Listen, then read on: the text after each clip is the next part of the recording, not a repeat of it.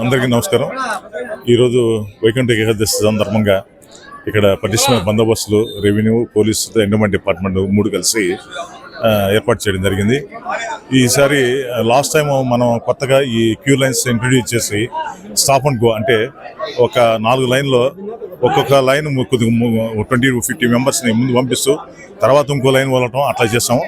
దానివల్ల last time ప్రజల నుంచి మంచి అప్రిషియేషన్ వచ్చింది.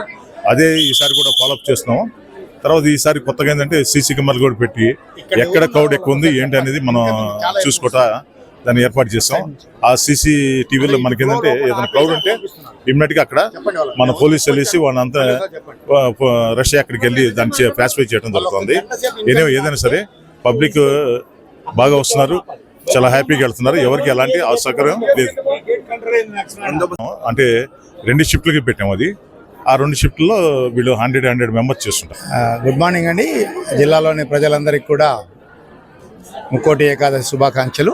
అర్ధరాత్రి శాశ్వతంగా పూజలు చేసిన తర్వాత వేద పండితులు రాత్రి 12 గంటలకు దేవాలయం ఓపెన్ చేయడం జరిగింది. అప్పటి నుంచి కూడా భక్తులు క్యూ లైన్లలో వస్తున్నారు. తెల్లవారుజాము వరకు కొంచెం రద్దీ తక్కువ ఉన్నా కానీ ప్రాతకాలంలో ఉదయం 5 గంటల నుంచి రద్దీ బాగా పెరిగింది. ఈ రద్దీ సుమారు 11:30-12 గంటల వరకు ఉంటుందని ఎక్స్పెక్ట్ చేసాం.